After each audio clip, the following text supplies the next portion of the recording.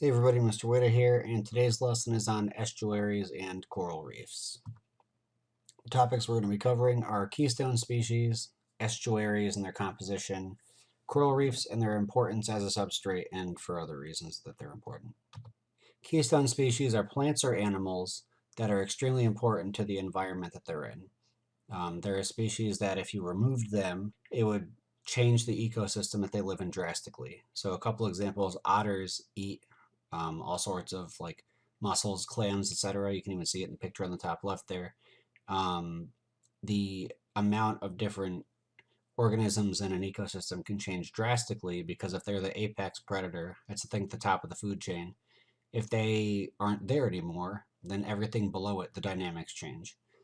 Same thing is true for crabs, but crabs are, in particular are really good at living in areas with different amounts of salt in the water. So they can go from place to place where a lot of other organisms can't. Then there's coral on the bottom right there. That's deep sea coral. There's not much that can live that far down with no light. So deep sea coral is one of the few sources for food for a lot of small things, and it acts as shelter for others. So the point is, a keystone species is something that's super important for maintaining that ecosystem. If it leaves, the ecosystem will most likely collapse, or at the very least change drastically.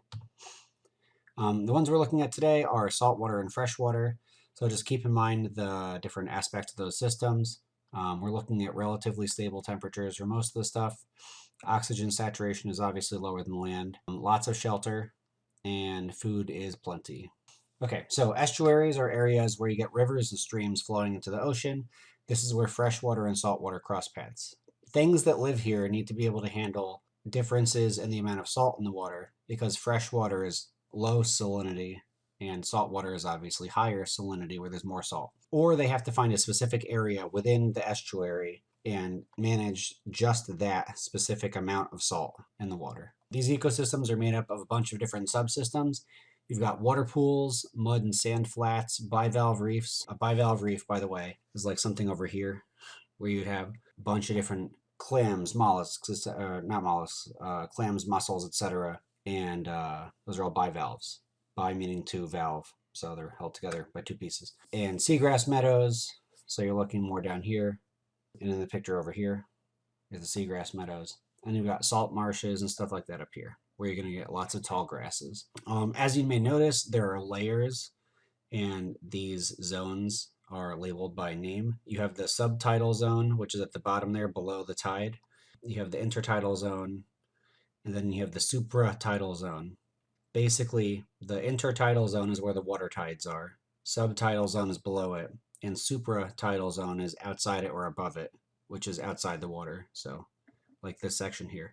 Some animals can live in different zones, like you've got the periwinkle, which can live above water and in the water, but most of them specialize in one location. Then you've got keystone species in the estuaries. That'd be things like otters, because they eat clams, mussels, snails, sea urchins, and crabs.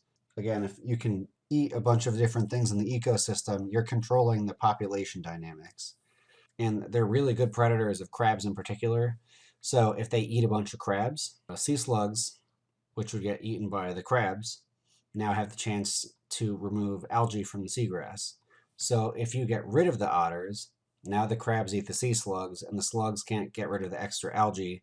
If you get too much algae, things will all die. And then crabs are a keystone because they can moderate different sections of the estuary because they can survive in different parts of it. So since they can move from part to part, just like the periwinkles in the picture on the left here, over in this zone, because crabs can go to different layers and survive in those different spots, crabs will actually go from like the subtidal zone all the way up to the supertidal zone and back. But because they can do that, they can kind of monitor the population of the things that they eat in all those different levels. Next up is coral reefs, and coral reefs hold about a quarter of all marine species, and they act as a keystone as well. They hold the ecosystem in balance. They act as a substrate, which is something that other things will attach to. So things will grow on top of rocky coral. In the picture here, you can see that too. There's all sorts of stuff growing on the rocks and the coral at the base of it. Coral can act as a shelter for some animals, as a food source for others, and without it, ecosystems containing them will collapse. So this is rocky coral. This is what the base of all those reefs looks like. At the very bottom, you have coral that is rocky or it resembles rock. It lives directly on the surface of the rock, and things will grow off of that, such as soft coral. Soft coral, like the ones on the right here, you can even see are growing on top of other corals right there. So soft coral can often be like a parasite to a degree, and it'll actually kill some of the coral it's living on. So there's this weird balance between rocky coral and soft coral, where if you have too much of one and not the other, part of the environment is missing. You know, because you'll notice soft coral grows a lot taller than the rocky coral does. So this is great at protecting certain animals. But if you have too much of this, it'll kill the coral it's living on. So there's this balance between the two that you have to keep, or else the numbers will shift too far to one side and then the system can collapse. Corals live all over the place. This is relatively accurate, but there's been research in the past 5 or so years that shows that they live in all sorts of places we didn't know because we couldn't get to them. There are warm reefs and cold reefs, and as you can see, there's a bunch of cold reefs that are very, very far north and south, which we didn't know existed until we could make submersibles that could dive deep enough to go look at the deep sea and stuff like that. These zones are broken up into different sections by name. You have reef flats, crests, and the forereef. Depending on how deep the water is, you can get smaller or larger sections like that. Sometimes you'll just have little pools and it'll just be a reef all by itself with no gradation there. And these corals normally live in shallower water, but deep sea coral also exists, like I had mentioned earlier. Speaking of which, this is a deep sea coral. It's called zigzag coral. I bet you can figure out why. And as you can see, different types of deep sea coral, even though they're living really, really, really far away from light, they can still survive and maintain ecosystems all by themselves, basically.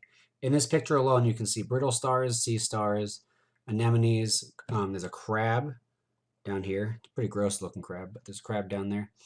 And all of these depend on that coral in the picture right there. Speaking of the corals, there's this issue where they are bleaching, which is dying and changing color, and this is due to the effects of pollution and climate change. My big question to you is, how do you think this would impact the future of marine life? Like I mentioned before, there are a lot of different things causing problems for the corals that live there. You've got warming of waters, acidification of waters, deoxygenation of waters. You've got fishing causing problems because you change the amount of fish in the ecosystem. All of a sudden that balance is gone. You've got oil and gas, people going like fracking for natural gas and mining for oil. And then you've got pollution, which would get to places that you might not think. Like there's trash in trenches, which is crazy if you think about it, because that means there has to be enough of it to sink all the way down to there. It's got to make it there in the first place too, which means it's getting pretty far out into the water. Other animals that are keystones in coral reefs, you've got parrotfish. Parrotfish can clean the surface of the corals by scraping off algae, and they will also eat and crush dead and secondary coral. Like, remember the video of the parrotfish making sand where it ate the rock and pooped it back out as sand? Yeah, well, they do that with coral as well. Sharks are also keystones because they eat parrotfish, and if there's no parrotfish, that means too much algae and dead coral. And if you have too much algae and then dead coral, and you don't have the parrotfish to balance that out, well, now you're left with just dead coral.